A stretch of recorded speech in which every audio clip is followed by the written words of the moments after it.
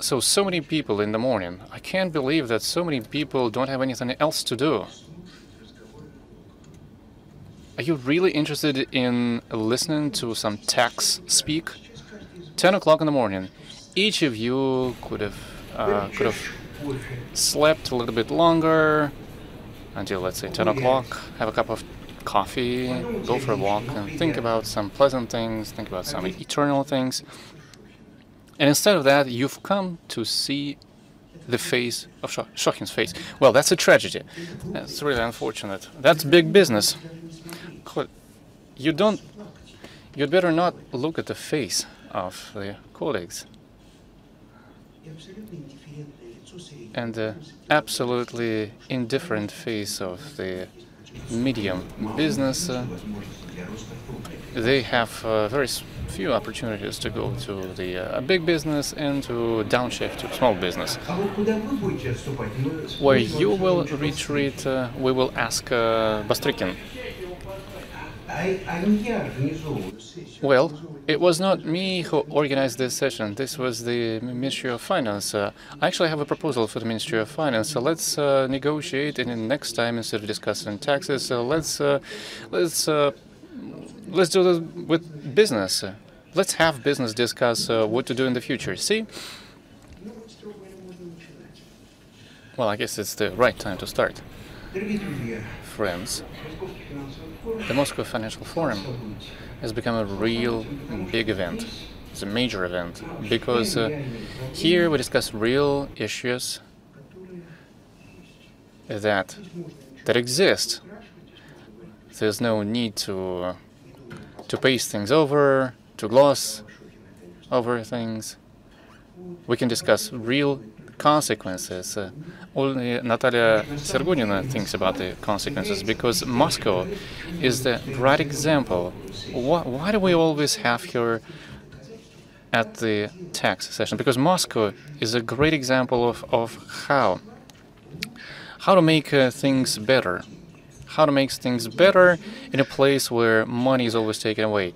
So we have less and less money, but the city is getting better and better. Should we perhaps replicate this experience in other regions of Russia?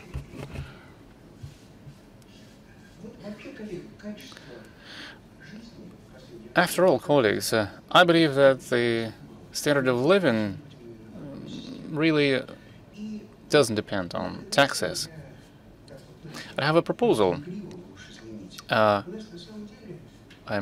probably started it a little bit not seriously. We have a fantastic panel here. We have tax people, we have people from the Moscow government, we have people from the PricewaterhouseCoopers, KPMG, and other companies representing international experience. All sorts of businesses and regions. Sorry, I forgot about Alexander Mao. He is going to adjudicate us. He's going to kind of serve as an arbiter. And he's going to listen to us and then is wise and modest. Yeah, that's my second best quality.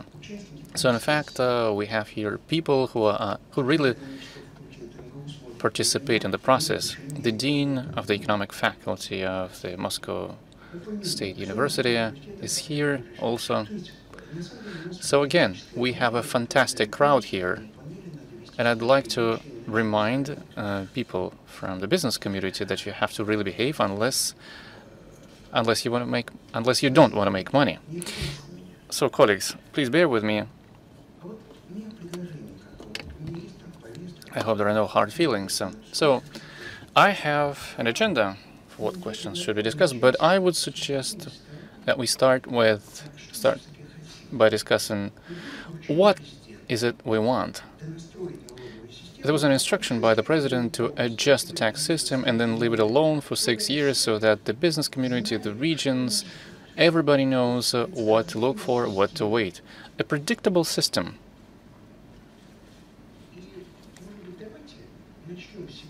So I suggest that we start not by discussing what we want, but let's just answer the simple question. Stability, predictability of the system. Okay. There is the tax system adjustment law. We have a lot of people, for example, Mikhail Orlov, who work together with the business community. They discuss together with the business community what needs to be adjusted in the tax system. There has been a plethora of nice, effective laws which really contributed to the improvement of our tax system. Should we perhaps stop at that? So let's talk about this. When we talk about the stability of the tax system, should we perhaps leave the tax system alone? Should we just agree here? Okay, we have all the stakeholders present here. So let's say 6 years of no harassment of the tax system. In fact, this is not such a straightforward question. There are some pros and cons to consider. And the better is the enemy of the good, as they say. So let's just go over these issues. Let's just have our participants express their opinion, and then before we raise the issue of should we do more, should we not do more, we'll look at the results of our poll. We'll have a poll. We'll run a poll here and determine what should and what should not be done. Okay, what about the 9th? On the 9th, you're going to vote for the mayor of Moscow. But now you're going to vote for how to live in the future. These two things are completely different. I said to live in the future overall, anywhere, elsewhere, or in Moscow. In fact, I can do some pretty nasty things. Please don't interrupt me. So let's put this to a vote. So as long as I say stop. Okay, we have discussions with the business about the limitation of tax payments in order to kind of support business and how this can become part of the tax code. We talked about self-employed. All of that also called for some tax adjustments. But okay, so if we agree that we stop, we stop. Some of the regions said that they didn't have money. They said that they didn't have enough authority to introduce some local or regional taxes. And maybe tax administration should be the bailiwick of the federal center. But then again, should we stop and do nothing else, or should we say that we need to continue further reforms of the tax system? So who do we start with? Who do we pick? Trunin. See how the Ministry of Finance is really wise. But before we say anything else, let's have a vote. Okay, if people vote that we need to stop, then what would it mean? It would mean that we need to just stand up and leave. So you're going to say to people that they have to make this hard choice whether to stick around or leave. Okay, so colleagues, I have some notes prepared by somebody for me. So before the vote, ask the participants to launch the app, put the button, vote. Does everybody have it already? This application? Colleagues, let me know if you have it. Okay, so the questions, the voting questions are on the main screen. Colleagues, if you can't, well, I can't use technology. I'm not tech savvy, so I'm just not going to use it. But other people are smarter than me. They will be able. Okay, so everybody's okay, everybody's fine. So I announce the voting code that you need to enter. This code is in the top right corner. No, I wasn't given. The code is 7202. Okay, I wasn't given the right paper. I wasn't given the right sheet of paper. So, okay, the screen says this, but my notes don't say that. So, the voting results are displayed in real time as the polls come in. So do we vote? So how much time will we allocate for this? It's just like the tax reform. It's on until somebody says stop. Well, you see, it's so pleasant to have a light-hearted conversation about such serious matters. So, should we say enough? Okay, I see. Okay. Somebody, Repik, didn't have time to vote. So, colleagues, that's the business situation. They can't figure out their own problems, and they try to fix the tax reform. So 2/3 would like to continue the conversation. Not the reform, but the conversation. So should we maybe... And again, small business. The small business has proposed so many initiatives recently. Wait a minute. Let's start with you. Short, clear answer. Yes or no? The Ministry of Finance. You are responsible for taxes. Yes, Andrei. Thank you. Thank you for this question.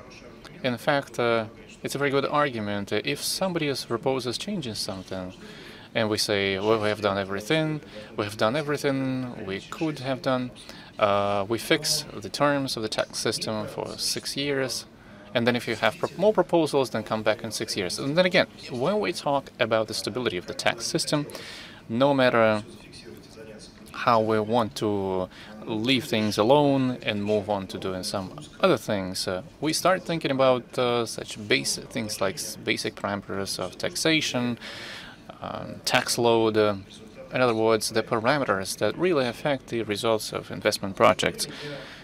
But at the same time, I'm pretty sure, and you may or may not like it, anyway, at least some significant and earlier announced adjustments to the tax system, they will be implemented going forward in the near future. The State Duma in the August, after we stopped adjusting the tax system, and by the way, there were some draft laws discussed in the State Duma. So speaking about the, well, trying to imagine that there won't be any more changes in the tax system, that's an illusion. We always take some technical decisions, some minor changes, of course, to fix the errors that may or may not exist in the proposed legislation or in the new legislation. So the bottom line is, I think that we won't be able to move away from the tax discussions in the future, because the goal that we have before ourselves is to make sure that the changes that we make to the tax system do not negatively impact the economy, the budget, and ensure that the budget is balanced. Okay. Budgetary balanced. Again. So we make a difference between budget and tax. Natalia. Well, I believe that when we discuss tax problems, we move to bookkeeping, whether we have enough or not enough. But we never get to actually talk about how all of that affects the economy. And I hope that the adjustments that will be discussed, including in your committee, Andrei Mikhailovich, will not be about bookkeeping, about debit or credit, but about the economy, how these tax adjustments really impact the lives of rank-and-file people and the business, including in Moscow. Well, that's all good, but that's Moscow. You do have money. But okay, let's ask Mr. Reshetnikov was the guy who had a lot of money in Moscow. Now in the region that does have money, but a little bit less than they did have in Moscow. Maxim, what would you say? What would you say in that regard? Maxim Gennadievich. Colleagues, do we have any microphone here in this room?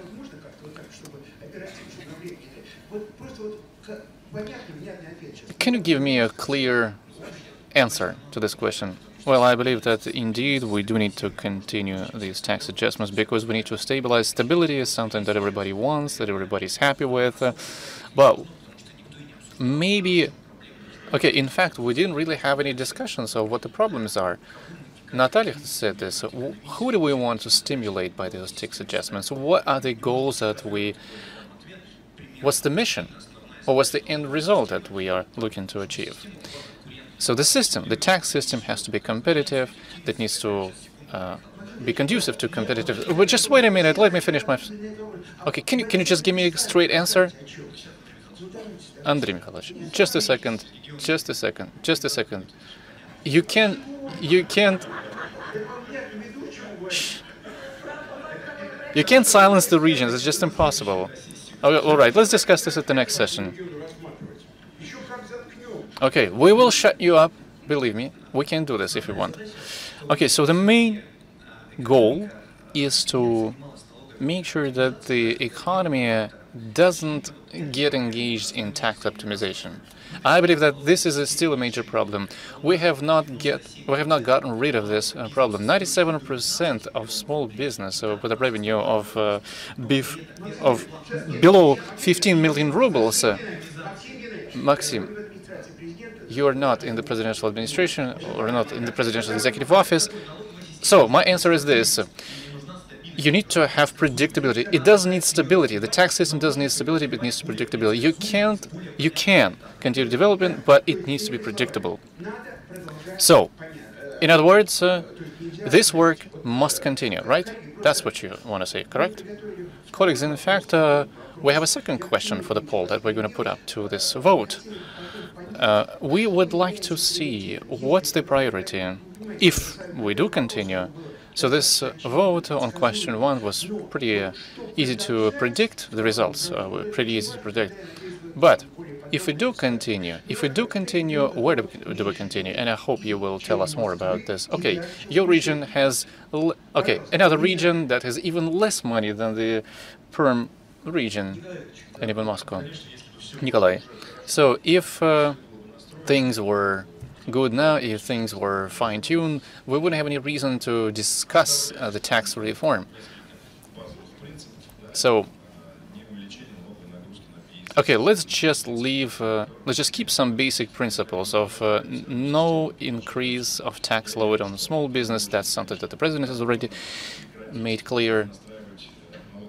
We can't stop fine-tuning the tax administration because that's part of the tax system.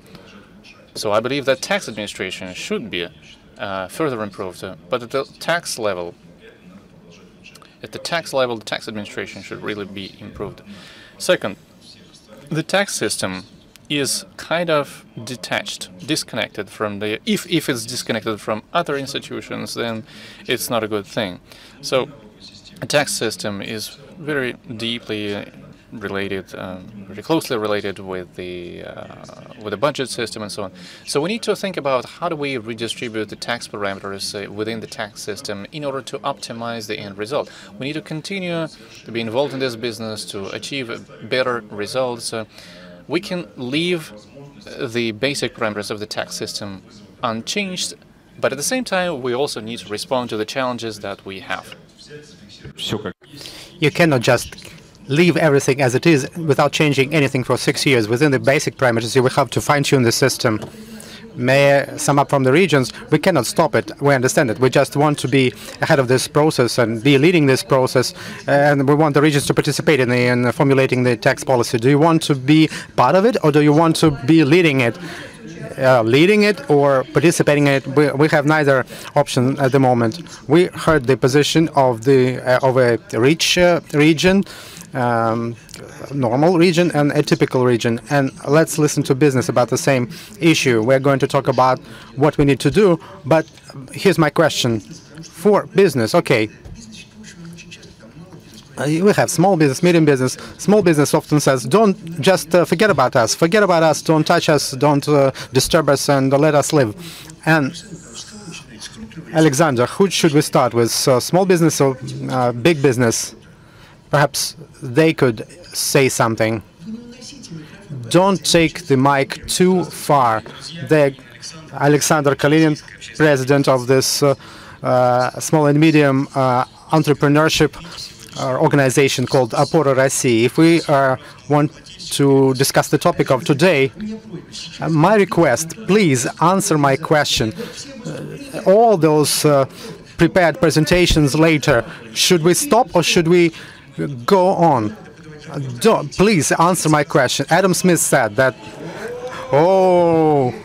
if we start from Adam Smith, from Adam and Eve, please, organizers, bring all volumes of The Capital by Karl Marx. 4 main principles: the just nature of the taxation, define nature, convenience, and efficacy. And these words are 100 years old, several hundred years old. And contributions should be made to continue the activities of the government that should be proportionate to the abilities of the taxpayers. Please put it down, because you will need this for your students. And we need to continue the reforms. There are some starting businesses, self-employed people, major businesses, but when we use cadastre value and force them pay 2%, that's too much. Okay. Please don't lament about Nizhny Novgorod, but shall we continue or not, based on the principles of justice? But justice is understood differently by different people, starting from Adam Smith and Karl Marx. And okay, Alexei, let's move up from small business to medium business. In the world, those who start small business, they open their businesses and they shut them down, and then they open them again even more. You know why? Because they never read Adam Smith when they opened their first business. Okay, I was trying to combine big business and medium business discussion. I'll make this smooth transition. Okay. Why do we need to fine-tune the tax system? We needed incentives for economic growth, so what Natalia was talking about. Have we reached this goal? No. Have we created any incentives? No. It means that we need to keep on working. Brevity is the sister of talent, so let me give the floor to my older partner. Let me also quote Karl Marx, Volume 1 of Capital. It states that the riches of the people in which they have capitalistic way of production consists of this accumulated products. And here I agree with my colleagues.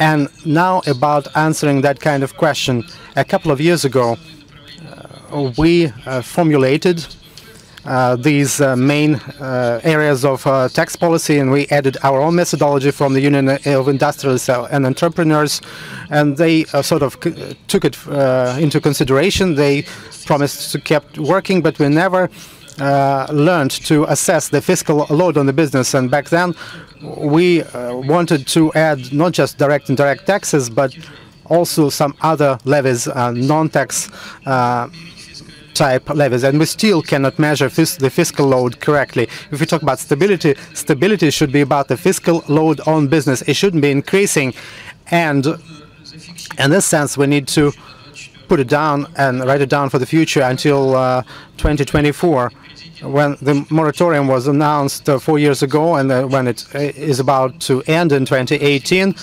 All our agencies, government agencies, began to race to fine-tune the tax system to get additional revenues, starting from January 1st, to stabilize and increase the fiscal load on business.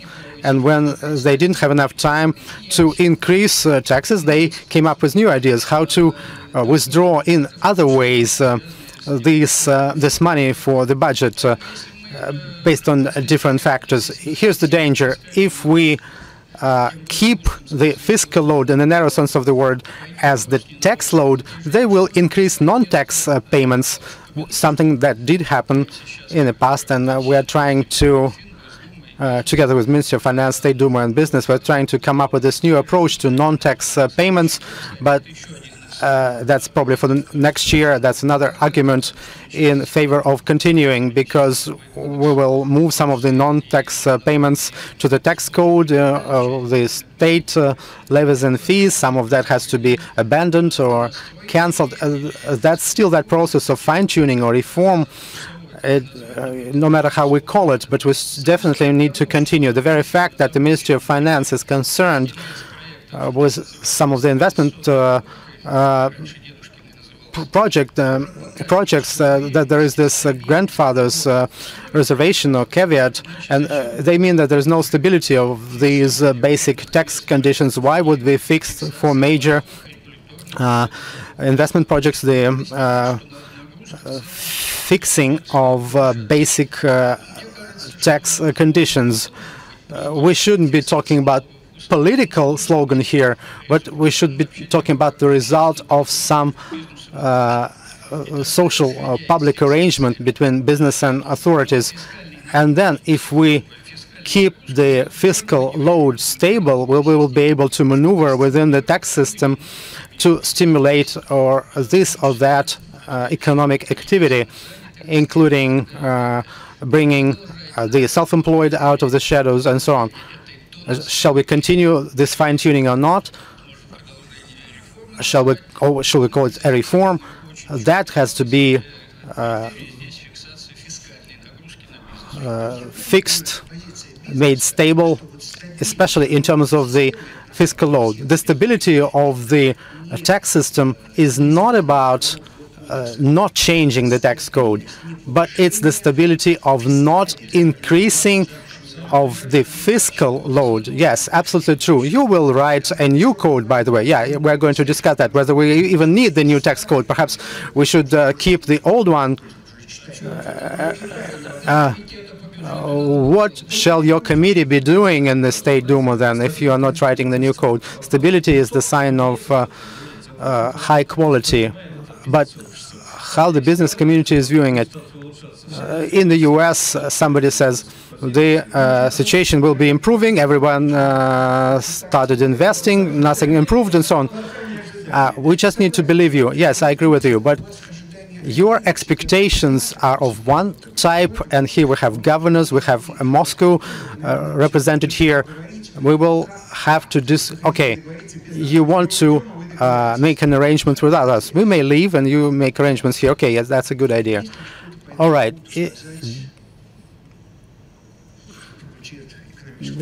The economic faculty of the Moscow State University, do you have anything to say? Mr. Auzan, what do you think? Well, of course, we need to continue these changes. Let me quote another person who, Georgy Getz, who passed away in April this year. He said, Adam Smith and Karl Marx also passed away. I heard that somewhere. And also, until in Russia we had a bad tax system and bad tax administration, when tax administration became good and the system of rules remained as bad as it used to be, it's almost impossible. So the very fact that you improve tax management, tax administration, you need also to improve quality of rules and laws. But now the next discussion is where to go. Okay, you believe that you cannot stop here. And why am I talking about that? The president said, let's keep or let's fix the tax conditions. Let's keep them stable. Whether we fix the conditions, that's about tax load or fiscal load, but the rest you think should be improved. Would you agree? Well, that's a question to the president, what was meant there about fixing the tax load. It's not about whether you pay a lot of taxes or not enough taxes. What do you want to get for those taxes? The business that, well, please, I beg you, this entire audience knows how to speak. No, okay. It's not about fixing anything. Basically, look, take this money from me and never come again. But nobody asks what you are going to get for those taxes from the government. All right, you disagree with this formula. with this wording for our question, but since we're talking about England and international experience, we listen to the regions and we listen to business Igor Rutakov from PwC, representing PwC here in Russia. What about your point of view? You have many clients and major clients, but from your point of view, let's not even discuss about international experience, but from your personal point of view, what's better? To stop and not touch anything, or to move on? Thank you. I think it's impossible to stop it. Nobody was able to do that. If we're talking about digital economy, there are these new focuses for the incentives of economic growth. In the pension reform, we have other points of focus. And if we decided that the reform is not the left-hand side, right-hand side of the balance, but if we're talking about sources of economic growth, we are going to continue talking about that because the business model is changing and the economic environment is changing.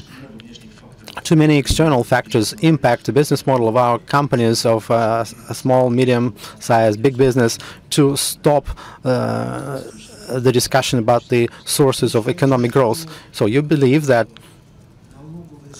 the tax legislation, from the point of view of the rules, because we agreed that the tax load should remain unchanged, or the fiscal load should not be increased. The rules should be following these risks that come up.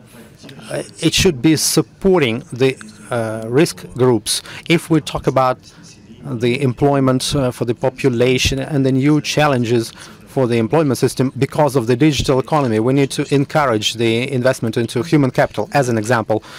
Mikhail, please, do we have a microphone here? Just keep the microphone here in the front row, please. You took the microphone not to give anybody else the floor, and you stay there, you keep silent, but all right. Mikhail, you represent a company that has major companies and major clients, and at the same time you're the chairperson of the expert council for the budget committee, and you were involved in formulating those proposals from business and from the regions about fine-tuning the tax system. In your opinion, what's better, to stop or to go on? Before you even answer, let me explain why I keep asking this question, as if I'm trying to force open the open door. When we discussed the profit tax, many years passed since that time, and we kept saying we are decreasing the rate in exchange for the benefits, and we have this Article 251. It's even bigger than the rest of the tax code. Without calling them benefits or incentives, we actually changed the content. I can give you an example. I have this selection. In the first half of the year, the government initiated 13 draft laws or bills, even before this current parliament session, which sets different benefits, 9 on the federal level, 4 on the regional level.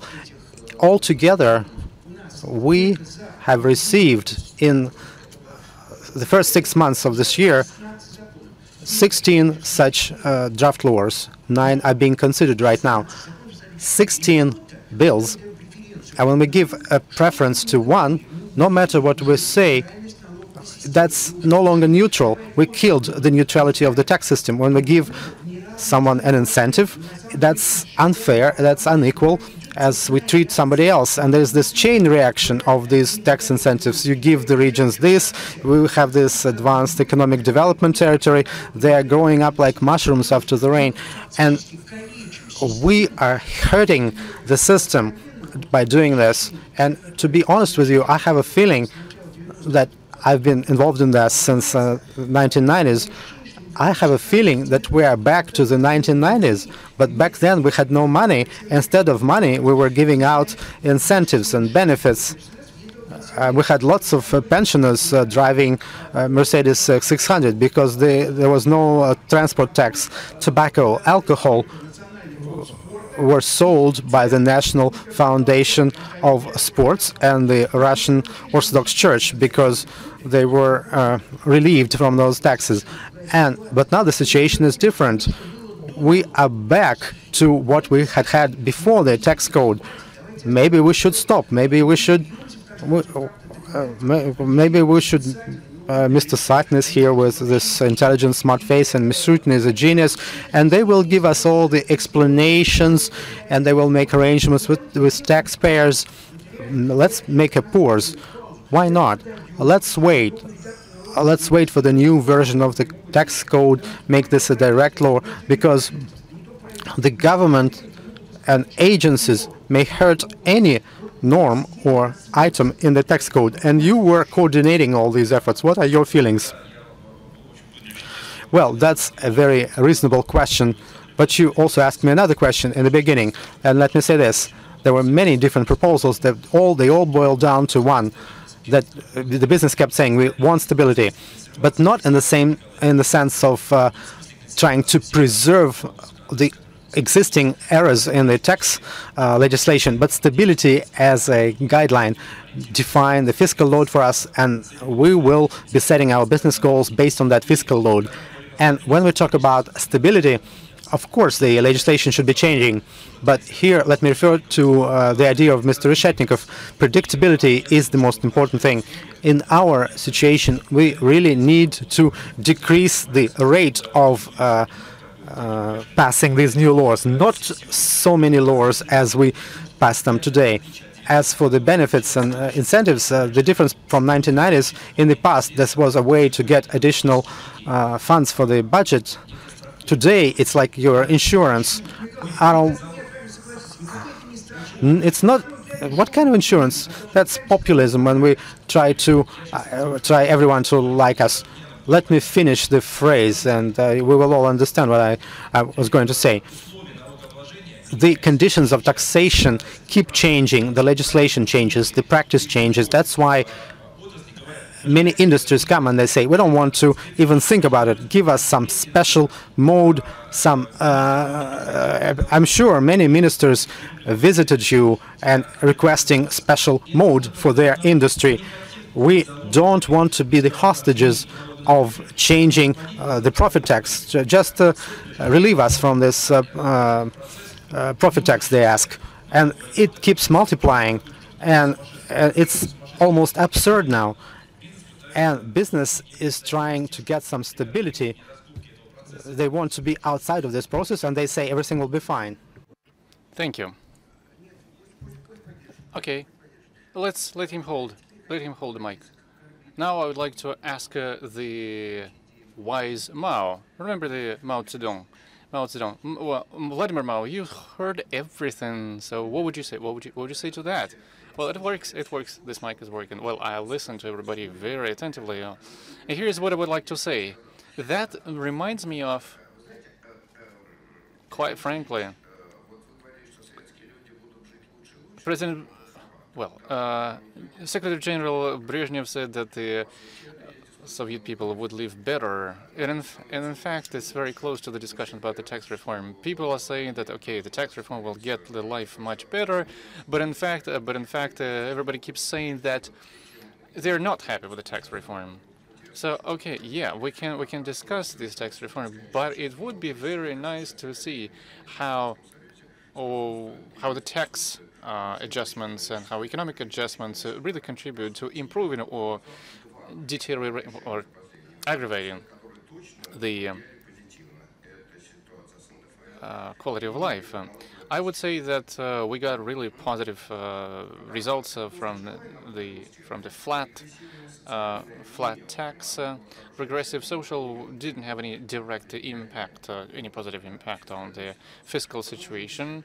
So again, Again, there are very many factors to consider. It doesn't mean that the tax adjustments don't have any effect. They have some limited effect. And my next idea, after the need to really analyze everything, you see, tax changes have both positive and negative impact, depending on the target group. But okay, should we stop? Should we stop? Okay, I'm coming to that. I'm coming to that. So speaking about the benefits, in fact, benefits for one groups of the population are bad, in fact, for the other groups of the population. So there's no such thing as the good or bad benefits. So I'd like to quote a classic who said, Vladimir Lenin, a politician cannot fail to have precedence over the economy. So when it comes to talking about the economy, we should always think about the politics, and the politics will always get in the way of all economic reforms. I don't think there is a dire need to continue improving our legislation. We can stop and we can discuss what's good and what's bad about it. I don't believe that further improvements will really contribute to improving the economic situation. It will probably, those changes will probably increase the well-being of some groups of the population while decreasing the benefits of the other, decrease the well-being of the other groups of the population. Okay, that was the wise Mao. But let's stop and think. Let's pause and think. Pause and ponder. For what time do we need to stop? Do we need to stop for, let's say, take a break for 6 years, or do we need to take a break for less than that? Well, that really depends on the speed of your mental process. Well, it really depends on who thinks. You, in fact, quoted classics who ended very badly. But let's wait for the next generation and see what happens. So let's just kick the can down the road and let's see what the next generation will do. Okay, let's move on to the next question. I think well, everybody has said what they wanted to say, but before we discuss the next question, let's still have another vote. Okay, if changes are necessary, then what changes in the next year? In other words, what do we need to do first thing? We have put some suggestions for you. This is what we put together with Trunin. That's all we could produce. So I suggest that you vote on these proposals. And again, everybody present here will have an opportunity to say whether these proposals are sound or whether something else should be done, or whether nothing else should be done. Again, should I? Okay, the code is 3067 3067. That's the code you need to enter in order to submit your vote. I frankly don't know. I'm completely strange to technology. I'm not on any social media platform, so when I see a governor using social media and all those digital technologies, I'm full of respect for such people. So again, the new version of the tax code, in fact, the tax code doesn't have any direct mention. There's a huge number of bylaws, and even elements of taxation are not regulated by the tax code, although they should be covered by the tax code. They are not anymore. And one of the variants we already discussed. The new tax regime for the self-employed, though, where does that come from? 82 million people in the of the working age. On the other hand, there are working people for which pension payments are made. So again, these are people who work, who make money, but at the same time they are not in any legal framework. The systematization of legal payments, I don't think I need to describe this. In fact, it has been said that this is a creeping increase of tax, increasing the authorities of regions and municipalities when it comes to tax collection. This law says that local laws and municipalities can form their own budgets and, in fact, set their local tax and laws.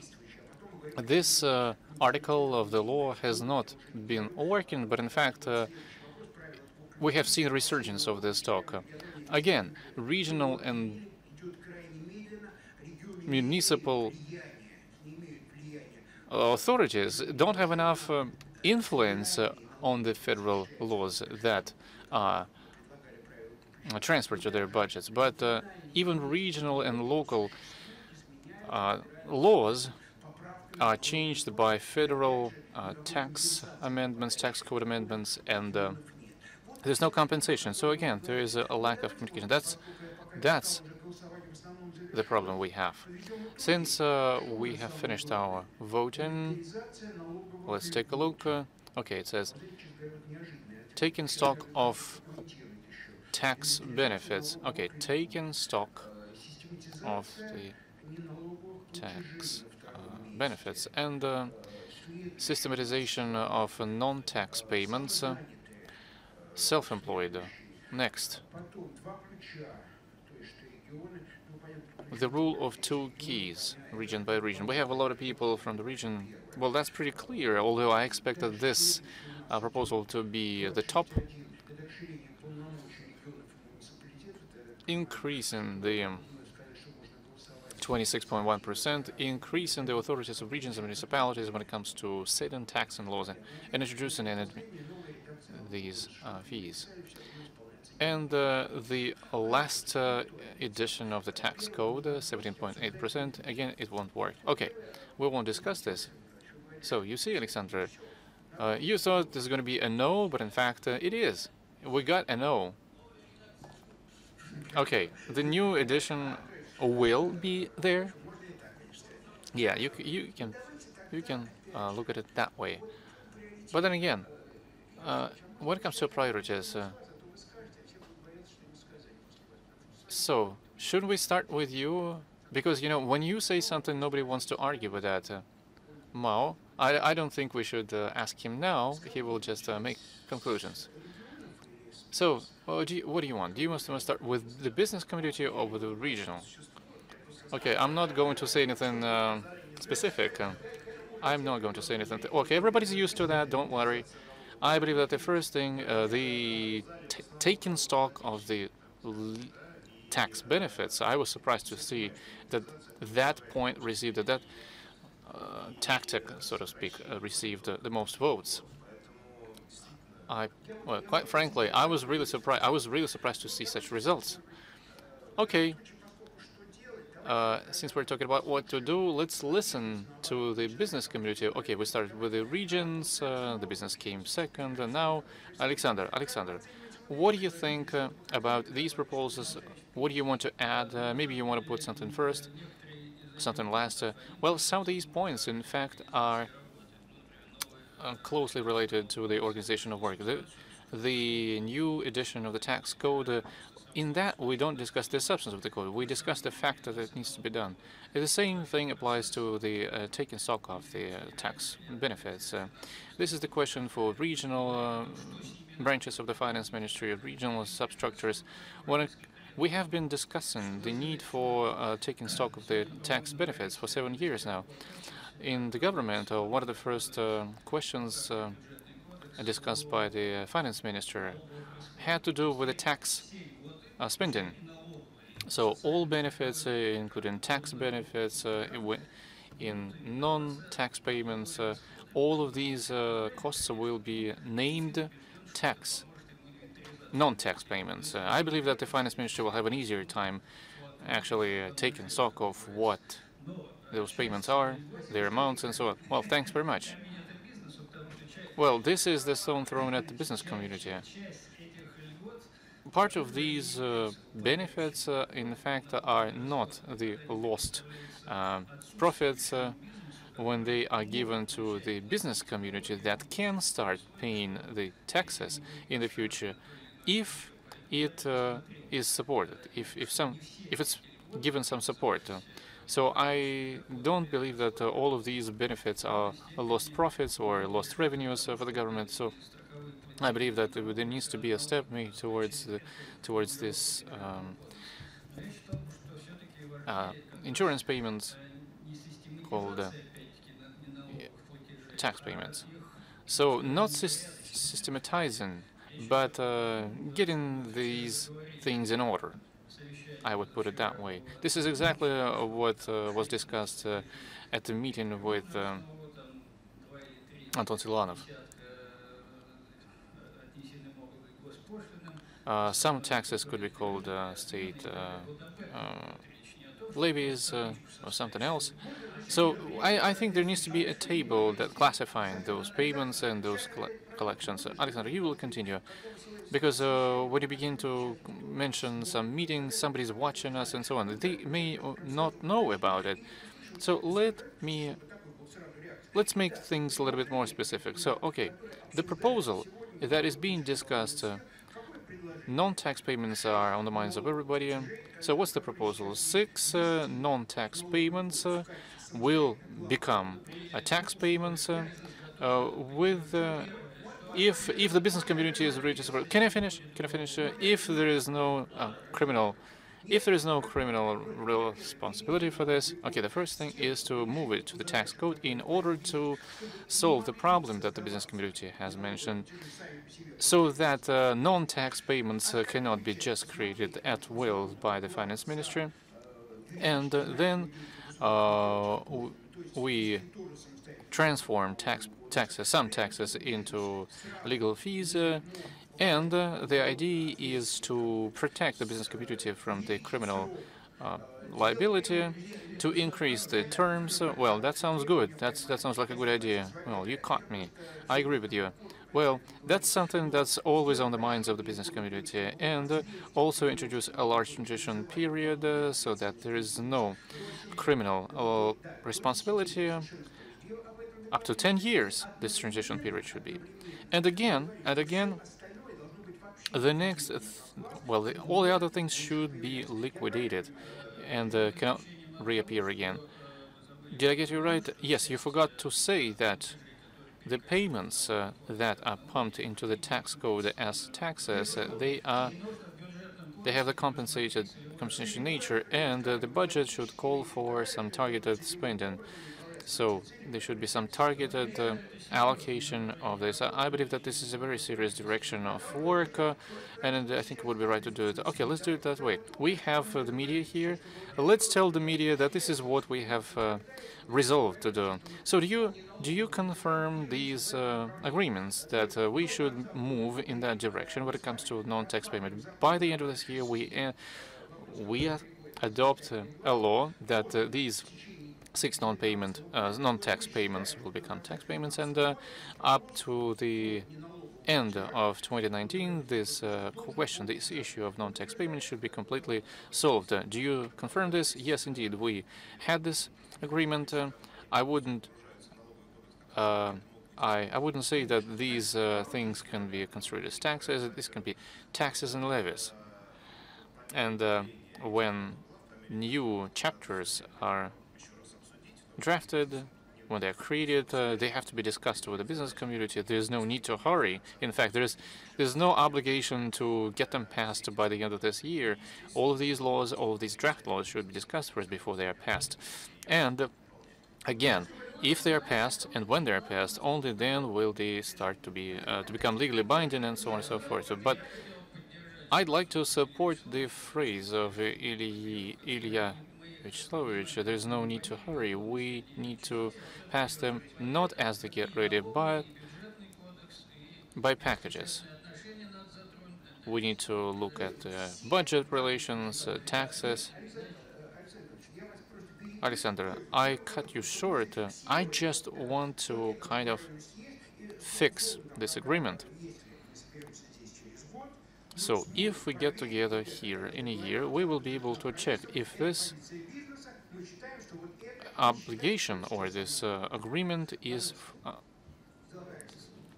fulfilled. Well, in terms of the vote, this vote was just like in the play of Faina Ranevskaya. So it's so we have to recognize that a lot has been done. But again, we create a space for all sorts of new non-tax payments, no matter how you classify them, how you order them or arrange them. But we recognize that the changes are necessary. Nobody is answering this question, the question that we need to stimulate growth. In fact, we need to stimulate three things. CapEx, in other words, capital investments, capital expenditures. Well, something is being done in this regard. And, for example, immovable property tax has been taken care of. Very often, the ministries who do reach our offices, they support to introduce a utilization fee for machines. So, yeah, they do take out certain taxes, but introduce new ones. Speaking about what needs to be done, we need to stimulate more active investment, capital investments, to stimulate the investment into human capital, and we're not even talking about what tax measures we can take, and we also need to stimulate new markets that are not commodity markets. So there are a lot of overtures, but nothing is being done, in fact. So we need to ask the question, why people, my colleagues present here in this room, say that point 4 is necessary. But in fact, I also voted for it. Perhaps I did it by mistake. But you said a very interesting thing, very important thing. The most important thing that the business community needs is predictability and justice.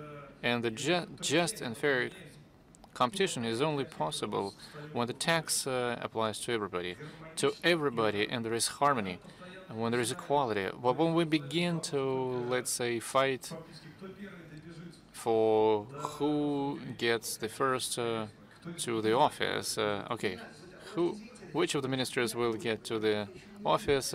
Okay, I'm still alive, so let's not talk about me. I'm still alive. Don't talk. Okay.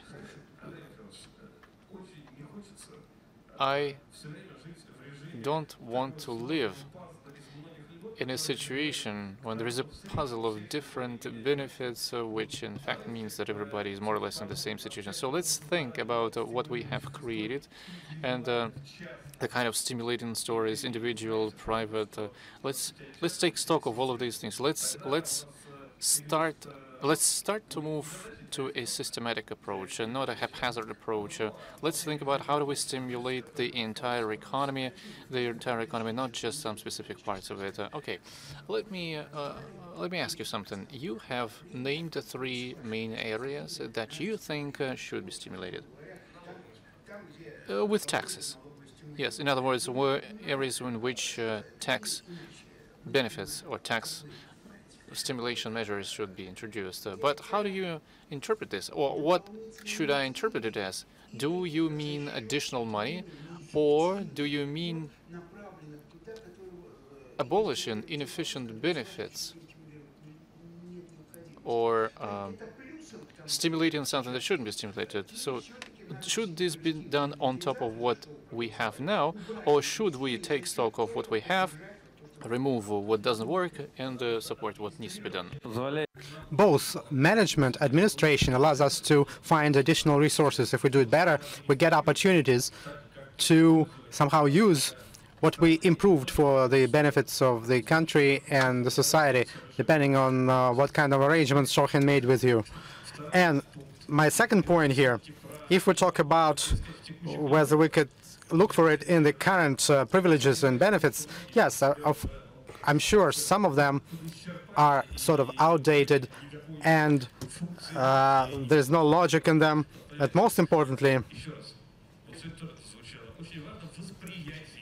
the way stability is perceived, that's what's important. If we make an individual privilege, but it may work, it may not work.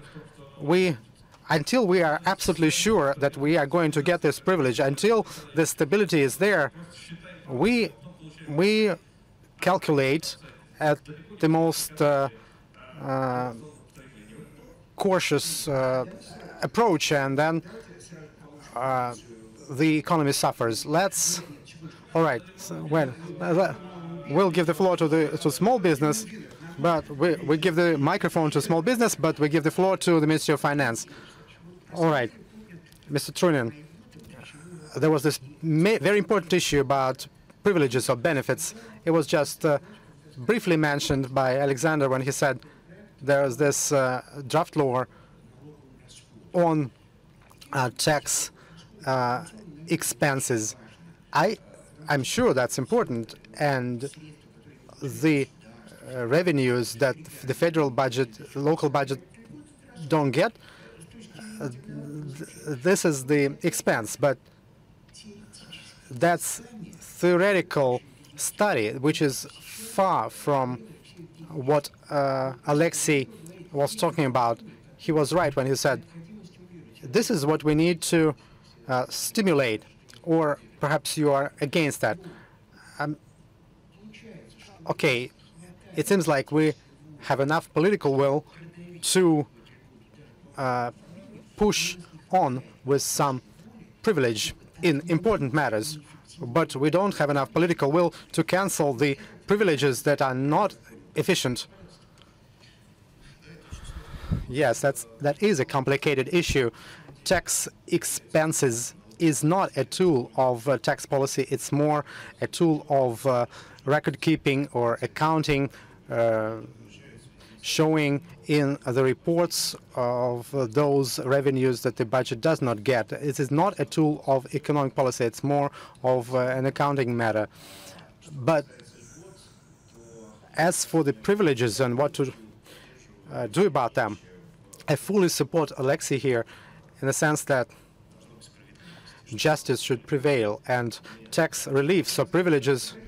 I'm sorry for interrupting. Raise your hand if you are against justice. Please raise your hand if you're Ministry of Finance for justice. Is there anybody who is against justice? The position of Ministry of Finance coincides with the audience. Okay, but also support Alexei in the sense that those tax reliefs and privileges, they distort the competitive situation and environment. On the other hand, we cannot say, oh, because of this distortion, let's just cancel everything and rearrange everything. That's not something that I would favor, because it would kill the trust even more and reduce predictability even more. That's why it's not an easy issue. You need to make an inventory of that first, and then we decide what we replace, what we keep, what we improve or upgrade. There's no one simple answer here. What are we to stimulate using taxes? Of course, we need to stimulate investments, but investments not by the government, or it's not the government that should decide where business wants to invest. Perhaps that will lead to the growth of GDP statistically, but in the long term, nothing good about that. You need to stimulate any investments using tax mechanisms. Human capital, yes, of course, we need to do that, but we need tools. And we seem to lack obvious tools how to stimulate such investments into human capital with taxes. And raw material export is also important. It doesn't matter what we export, but we should be avoiding exporting even more raw materials. We should switch to non-raw material export, and how to go there, how to work there. That improves their economic activities in general. But should taxes be the only way of stimulating that? Wait a second. I'm sorry. Let's finish this topic and then move on. Before I move the floor to Alexander Sergeyevich and the Faculty of Economics of the Moscow State University, let me ask business here. all business. I hope Mr. Shochin will mention that as well. All right, we get all these proposals about and requests from business about tax reliefs, but you also mentioned that some reliefs are not efficient. They need to be cancelled. But for some reason, the Ministry of Finance is the only authority responsible for that, and there's not enough political will to somehow cancel them. Perhaps business, as you make your proposals about what we need to stimulate, also give a list of reliefs or privileges about what kind of privileges can be cancelled. Yes, that's exactly what we offer. There are many privileges that are not administered or something that's not really demanded by business, and they distort the competitive environment. We always had this rule to simplify the reliefs, the privileges, and Prime Minister Medvedev got surprised when I mentioned universal privileges.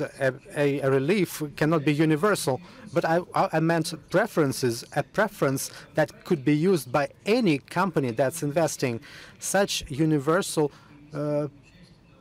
preference was the relief or privilege on the invested part of the profit tax.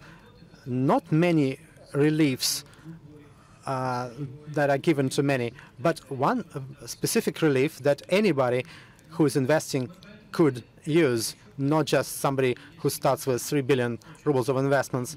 If Minister of Finance is ready to join efforts with us, representatives of business, that would lead to some results. Okay, let's once again define our position here. We are going to look at the 3-year budget draft. There will be this expert council, and you will be there, and many of you will be present.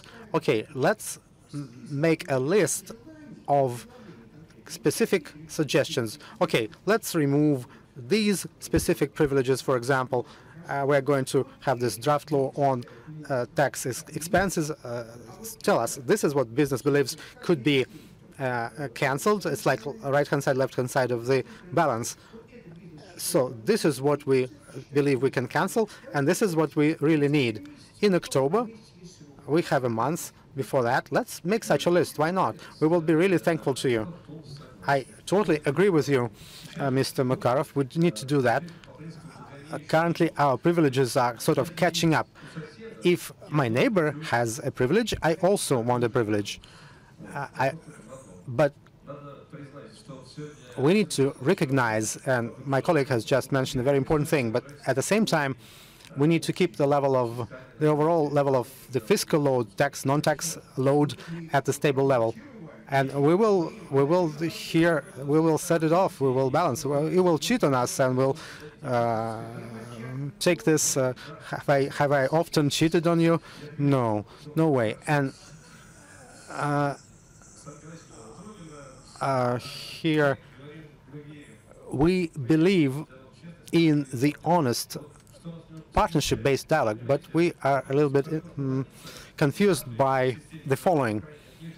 In the healthcare, sometimes we use this concept of average temperature. Somebody has a normal temperature, somebody else is already dead. All right, do you know who is going to die? I have my suggestions or theories. All right, Mr. Makarov, when we talk about increase of tax load, it could be deviating or fluctuating within a sector, within an industry. All right, anyway, I'm sorry, I apologize, but we need to give the floor to the academic science, and then we'll give the floor to small business.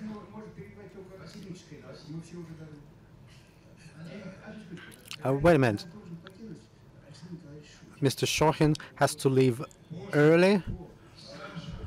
Alexander, please don't leave. All right. Not in that sense. Anyway, Alexander Shochin is not in that category of people whom Alexei just mentioned. And Mr. Shochin we need to let him go, and let's thank him for participating.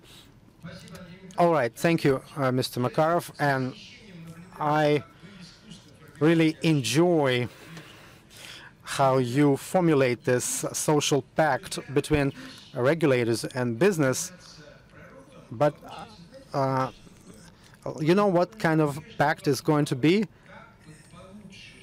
How could we live better in the situation of this slowing down 2.0? And here we have a list of 2012, maybe, if not 2004. We failed to mention digitalization here. In the next 6 years, are we going to tax transactions? That we have no investments into human capital here. We have no population here. And from my point of view, the most difficult situation is with personal income tax. There are too many indirect taxes. The citizen does not understand what they pay for, but they really pay 48 kopecks per ruble until at Moscow State University believes people pay 48 kopecks from a ruble, but that's the tax. That's the employer. Well, this is the most important task for the employer all right. Perhaps the Moscow State University professors need to learn first how to pay taxes. They teach us how to pay taxes, and they never did it themselves. All right. All right. When I moderate, I allow people to finish their thoughts. You are not interrupted when you moderate, and you don't interrupt somebody who was already given the floor. All right. Here we don't mention the population at all in the system, but personal income tax, whether it's paid by the employer or the person himself, whether he puts it into his own person, somebody else's person, that's what we talk about when we talk about development of human capital. I support Minister Reshkin, which I doubt would be supported by agglomeration of Moscow and St. Petersburg, to move paying taxes to an individual. And let's not forget that we shouldn't be staying in the current situation, but we want to change the current situation. Thank you, Mr. Makarov, for your patience. All right, thank you. We are not going to discuss how to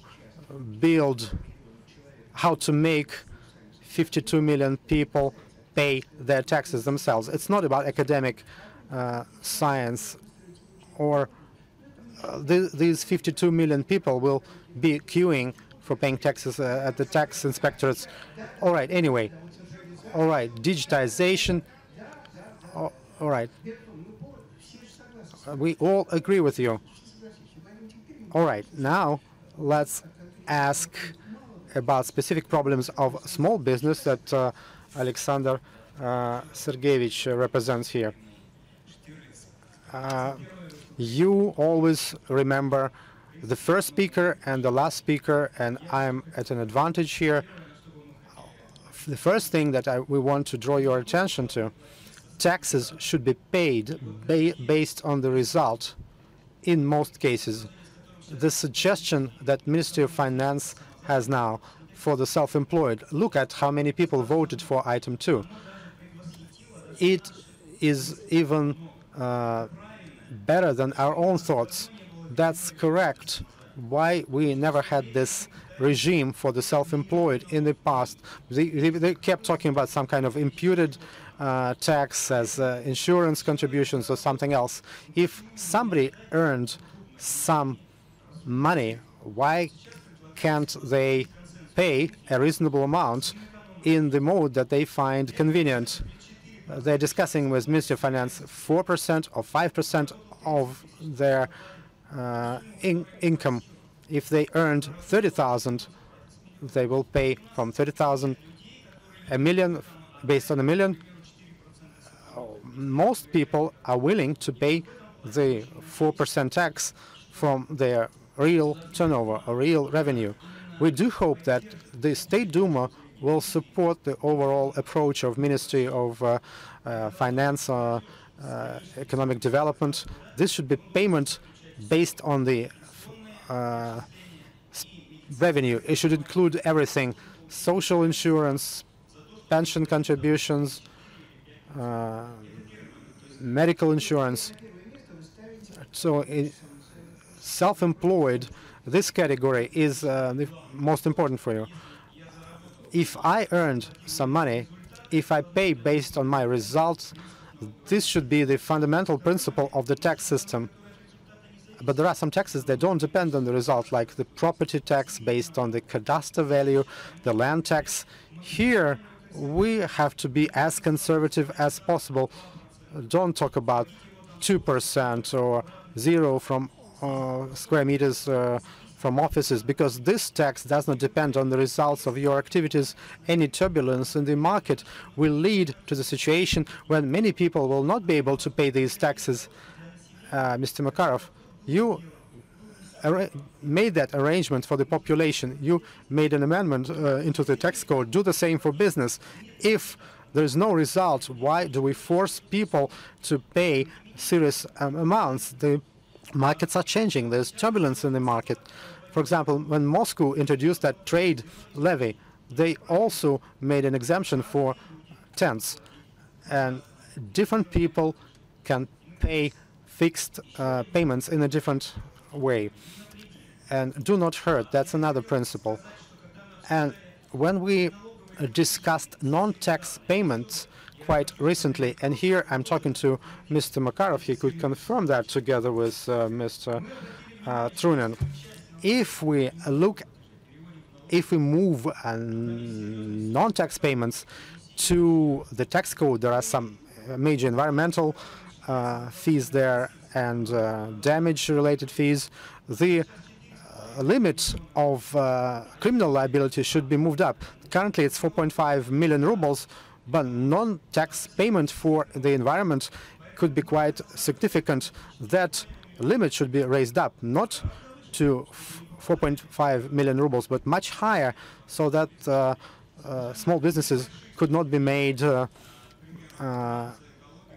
criminally liable for not paying environmental charges. We have another topic which may not directly relate to the tax legislation, but here's the suggestions that mentioned somebody. If we want to add something to the tax code, talking about non-tax payments, isn't that the reason to increase the limits of criminal liability? And that's an important topic for business, and business raises it. We are trying to define certain things, not to repeat them a year from now, and we could check next year whether it was done or not. Ilya, what's about your opinion? Considering all these changes, should we lift the limits for criminal liability for tax violations? Well, this is not directly related to tax policy, as you rightfully noted. Well, my personal opinion is that just like any other values in absolute values, they should be indexed all the time. Unfortunately, we failed to do that. So here, when they were set at the level that they are at now, it's been a long time since they were set, and I believe that it would make sense to raise those limits. If we take into account other arguments, for example, the difficulty, the complexity of the tax administration, tax legislation, and so on, it would be right. So we should take two different looks at this problem. First of all, these limits should be indexed just like anything else, but due to the fact that there are new non-tax payments that go into the budget, they should be, well, I believe we should support this policy, but then again, this is not a purely tax issue. It's a little bit more complicated. As we have discussed, in fact, there's the practice of holding accountable the persons who refuse to pay taxes. But we know that our tax crimes are not used to get some money, but to steal a business. But if the sum is so minimal, it's easier. But when the businesses say that this sum should be raised, business makes this problem. Can the Ministry of Finance support this? I know that it's not up to you. You don't determine this, so you're ready to support this. So let's take note of this. Okay, from business to the regions. Nikolai Nikolaevich, you have the floor. Well, first, this rule, we should move from declaring the rule to enforcing the rule.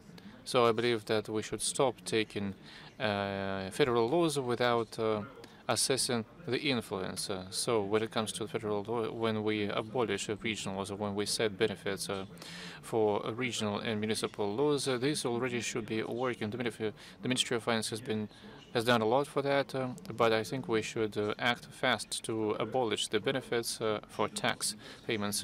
Also, the budget rule should also work for bylaws, which is extremely important for us. This sometimes leads to larger costs, and we talked about this. For example, fire services, Emercom, Ministry of Transportation, Rospotrebnadzor. They set bylaws that lead inevitably to huge costs. For example, the Ministry of Transport must have cameras on bridges, three guards that are armed with an automatic machine gun, and the Emercom has never. You should install not one fire extinguisher according to Emercom requirements, but 3 ones. Otherwise, you're going to get a fine, a huge fine. So I believe that the future draft laws or bylaws, they should go through an audit, a legal audit. There should be, for example, a tripartite commission or some other body. Second of all, we need to, especially given the fact that we have relevant budget models, the Ministry of Finance is doing now. It's forming those models, but we will not be stimulated by these budget models. These budget models are there to prevent our bankruptcy. That's right. That's fair. But we need additional instruments to ensure the stimulation of other sources of income. For municipalities, it either has to be abolished because they don't have money and they live on subsidies from the region, or we need to think about what kind of sources of income they may have. For example, the tourist levy or tourist fee together with the resort levy. This allows municipalities, because these payments maybe go into those municipalities, which municipalities later can use for the beautification of the territory, for improving, for providing amenities, and so on. For example, 50 rubles per person.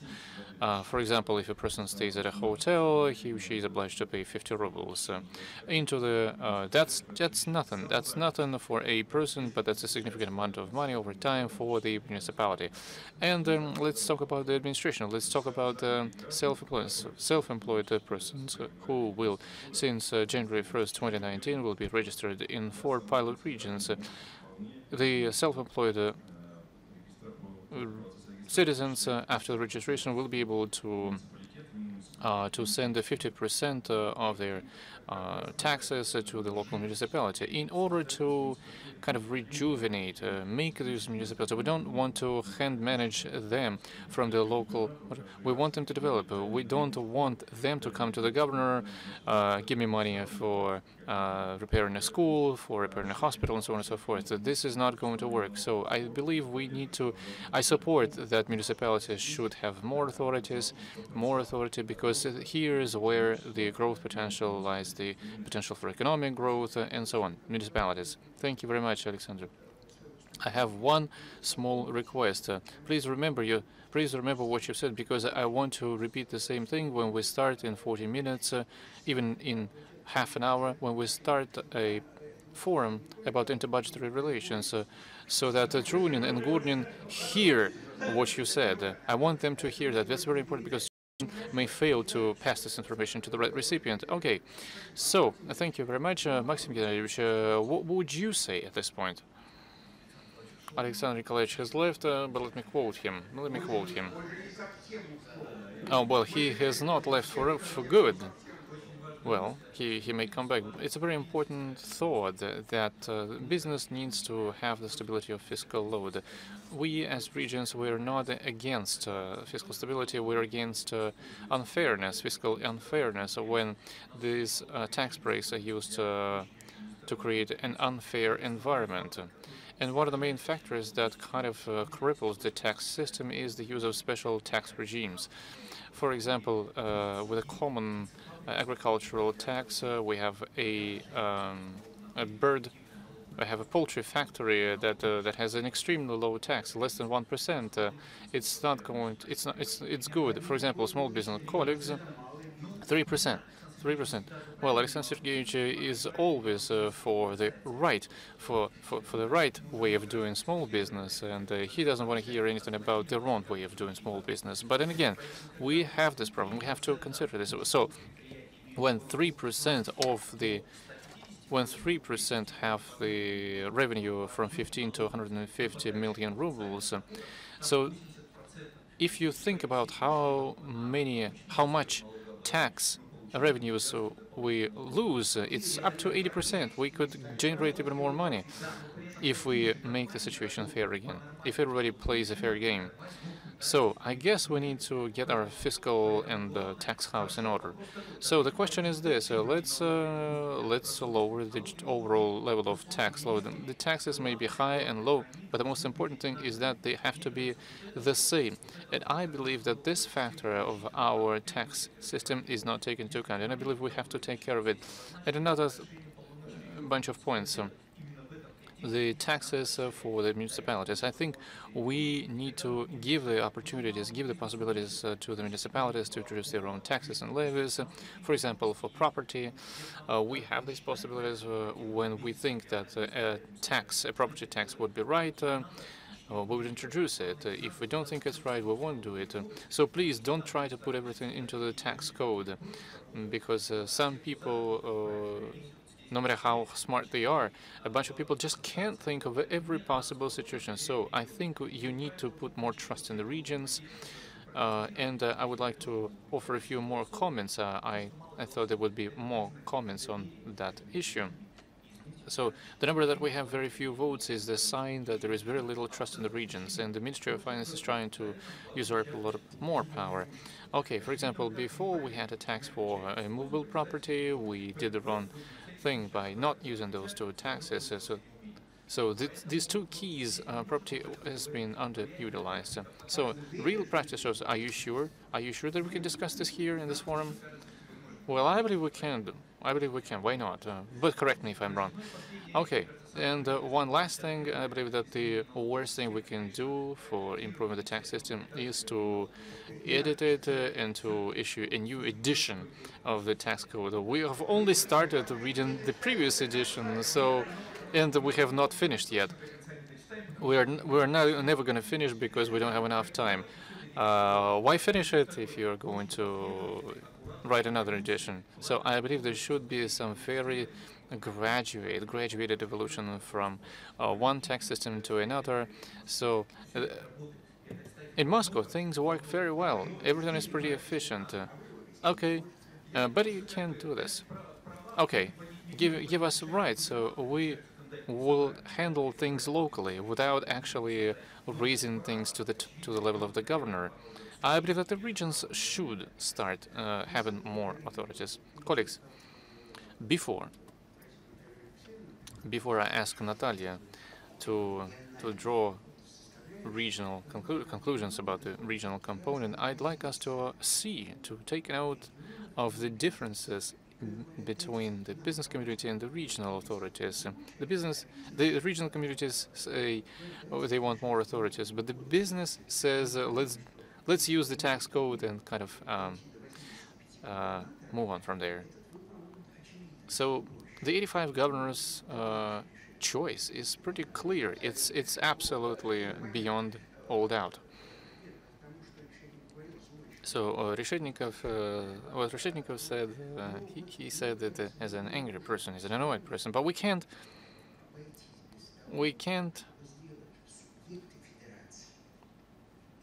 fail to allow municipalities and regions to be real subjects in the negotiations with the business community, so that business community can come to them to negotiate the tax breaks or tax benefits or the tax regime. If somebody fails to do their job, that's not fair. And at the same time they get a benefit, that's not a good situation and it has to be somehow fixed. So the regions should be given more authority. That's an absolutely clear thing. Please somebody take a note of that. Sergei Vyacheslamovich, the rule of two keys. 5 years ago we started talking about it, and we even have some micro zones that we see emerging. So when are we going to get this rule working? For goodness sake, this is not regional or local. This is the federal. These are federal taxes that are transferred to regional and local budget. The limits of these benefits should be defined by the local government. So with respect to the regional level, isn't it clear that the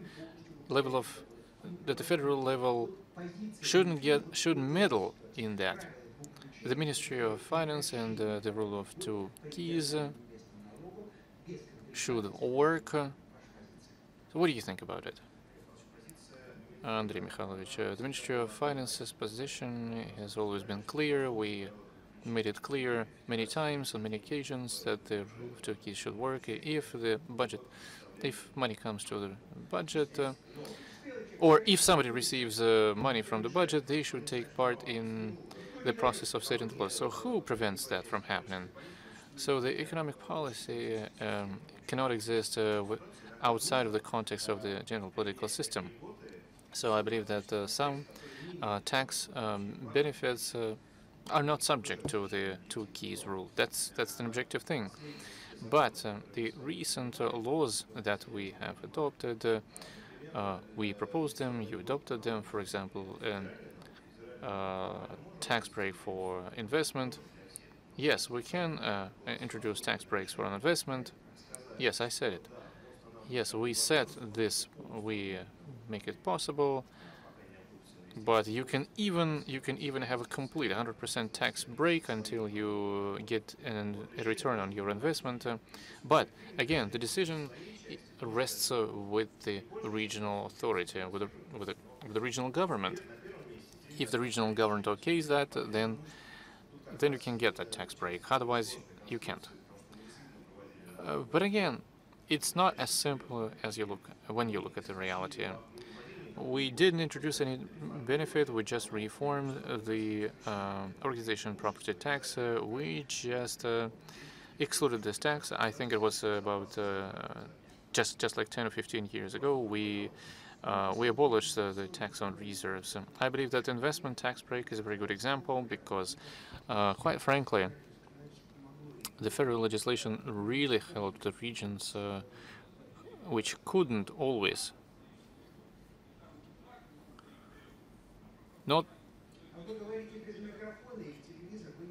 You are not going to be heard because you're not using the microphone. Okay, I just want to say that this is a very good approach because we guaranteed that these benefits can be extended in exchange for real investment, but not as a reaction to some pressure from the governor or from somebody else. So I believe that was a very good example, and I want those examples to be more numerous, not just a handful of examples. So okay, what do you think, Natalia? I'm a little bit disappointed by the discussion. I thought we should discuss general issues, but in fact we're discussing the common agenda of the autumn session of the State Duma.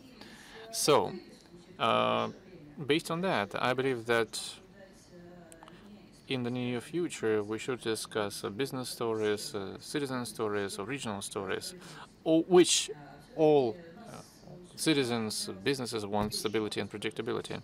But given the list of questions that we had on the vote, one was missing, the redistribution issue. The issue of redistributing taxes from the federal level to the regional level, excluding the issue of increasing the tax load. Let's talk about what about the excise for tobacco and alcohol. Let's talk about the decisions that were made in the spring session. I believe that the colleagues from the regions will confirm that there are serious drawbacks in these draft laws that were proposed, that were discussed in the spring session. So let's look together with the federal budget how do we plug the holes, including in the regional budgets. And the second component, if we're talking about how tax measures affect the economy and how do they stimulate or not stimulate, it doesn't mean that we immediately need to pass a legislative norm or regulation. I think we should take a hard look at the entire landscape of all the measures, because even for some business, one norm is redundant. It doesn't mean that for others it's going to be good.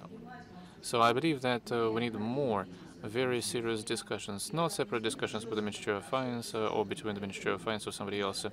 It should be a discussion that brings together a wide range of stakeholders, including the citizens, including the business community, because there are very many factors that are affected by the tax policy and do affect the tax policies. So if we don't take some decisions real quick, let's say over the next 6 months, we are going to miss out on some real opportunities in the economy. So if we stop improving our tax system, then it doesn't mean that we stop altogether. It means that we just take a short break. Well, I was told that we should wrap up, but we have 3 more people that need to absolutely express their opinion. Mikhail Yurievich, in your opinion, please, if you can, what you're going to say.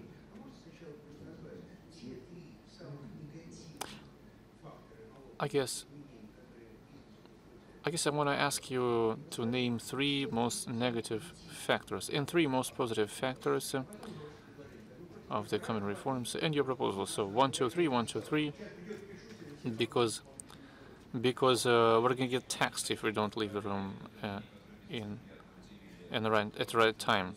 Speaking about the negatives, 2 years ago there was a limitation of rights on the related to the income tax calculation and the common abolition of a consolidated group of taxpayers, and third, the increase of value-added tax.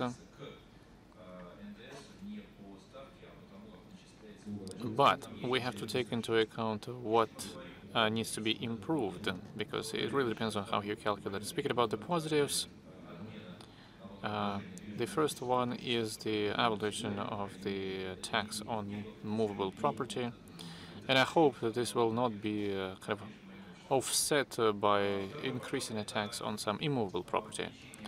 So,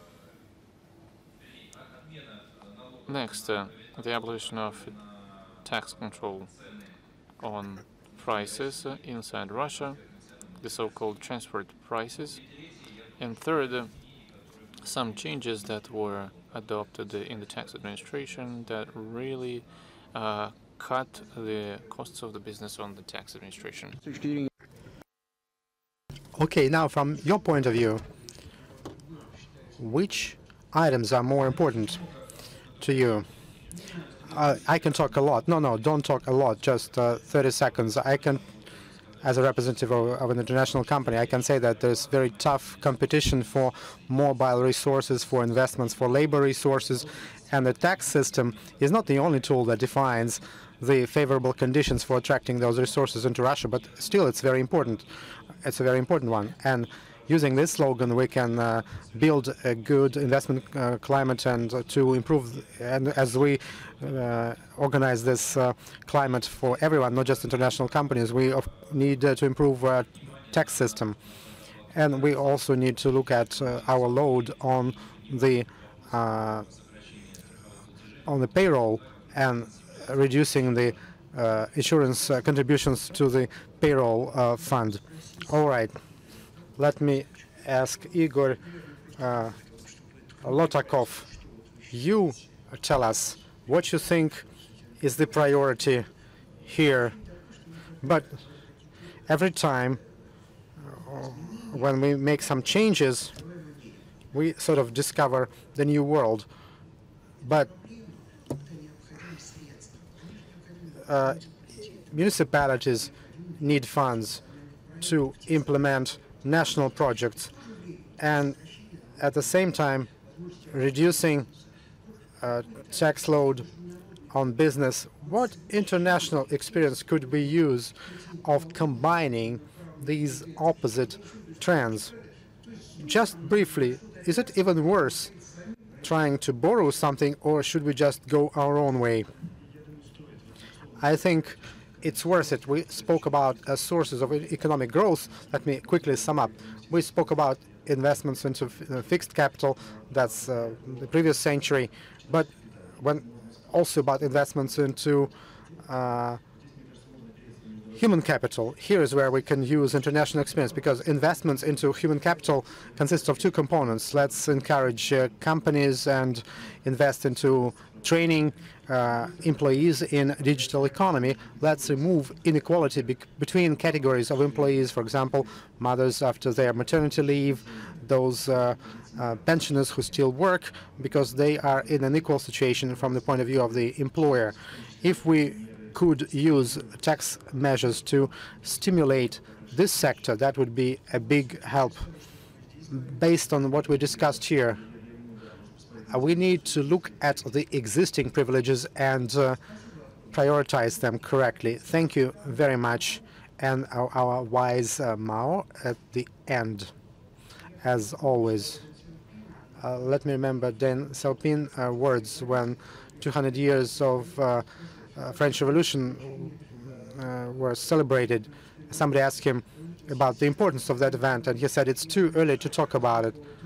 And Mr. Trunin mentioned that it's Mao's fault that we cannot make good decisions about the tax system. He will be made responsible for everything. But I think Trunin actually supported me. Well, when somebody hangs himself, the rope also supports him. All right. The vote shows us how it works with our tax system and other aspects of economic policy. Altogether, we get 246%. During the entire session, I'm trying to understand what this percentage means. I understand they voted for several items at the same time. I understand somebody could vote for 3 items, but I want your students to understand that you don't have to. Anyway, I did vote, but had I voted, I would vote for a new version of the tax code, but in a different wording. There are 2 points here. Should the tax code be restored as the direct law, direct action law, or should we have the presumption of innocence for the taxpayer? If you asked specifically about what we need to add to the new version of the tax code, the results would be different. As for taking inventory of the tax privileges, but taking inventory is not a cancellation or removal. Some get weaker, some get stronger, so I understand why the audience voted for that. And I agree with Mr. Shohin that privileges should be universal. They should stimulate behavior, not the points of growth. And in that sense, there's this excellent tax relief when personal income tax was reduced. That's exactly what stimulates And if we have this tax maneuver in the oil and gas industry, and if it's done correctly, we will stimulate processing of petrol, which should be efficient.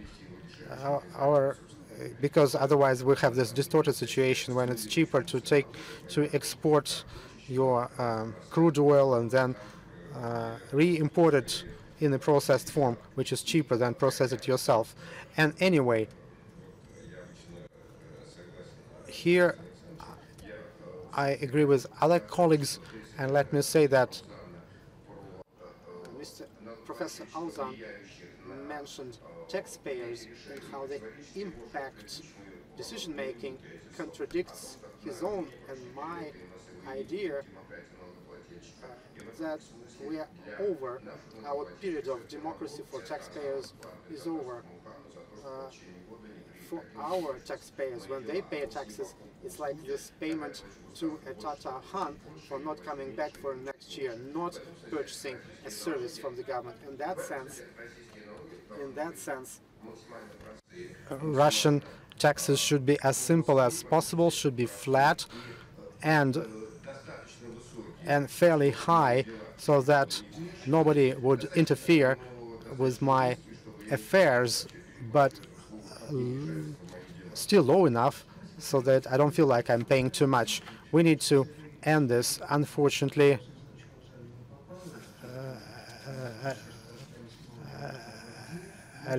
Alexander Auzan mentioned this odd approach to tax paying from the 12th century, but that was the discussion of the two members of the academia. And remember how I kept silent at all times. I kept listening. Let me disclose a secret to you. Mr. Mao and I have been trying to write an article about tax reform, but because of his laziness, we never published this article. It grew to 80 pages, then it was cut to 40 pages. Now it's 200 pages, and so expect that article, but he is too lazy to finish it. That's my claim to the scholarly community. Going back to our discussion, what we have here shows that the tax reform is being conducted in a situation when interests are very different. Interests of business, of the regions, of the federal budget, so far, unfortunately, have not found the common denominator.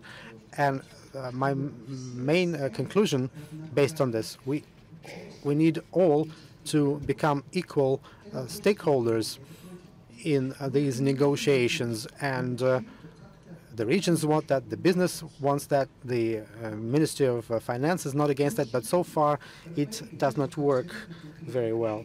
We discussed some very specific things today which are of concern to many. And most importantly, everyone agreed that we should not stop. This instruction from the president about the stability of the tax system is the instruction not to increase fiscal or tax load on business within the next 6 years.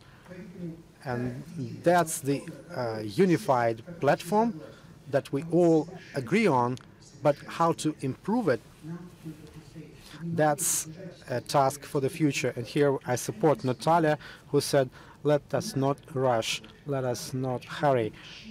And every time somebody sneezes, we shouldn't be making it part of the tax code and then think about what to do with it.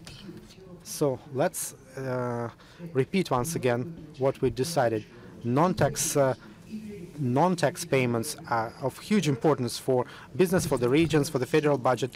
Let's proceed from the fact that today we have things that we agree on, and we have a year to implement all these decisions.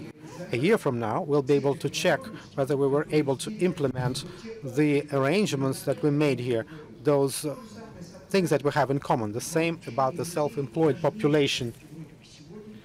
And today we all arranged on our approaches. And the third point, to sum up what we discussed here, is that we need to think about how criminal liability impacts the development of business, the development of the tax system, and what is offered about increasing the limit, the threshold, is one symbolic step, important step, to decrease the impact of law enforcement agencies on our business. And most importantly, what we heard from many, President Putin, when he was talking about improving the tax system, said that its main task is to make our economy competitive, to make sure we have the rates of economic growth higher than the average for the world. And this work that's been done by many, and there are some good results, this kind of work in this direction is still not enough. The tax authorities do a lot, and there will be more sessions about that, and we will smoothly move to another room where we are going to discuss how our regions could survive until we actually implement the changes that we've been discussing here. I'd like to thank all the presenters and those who were patient enough to listen to our discussion. Please leave the room for now.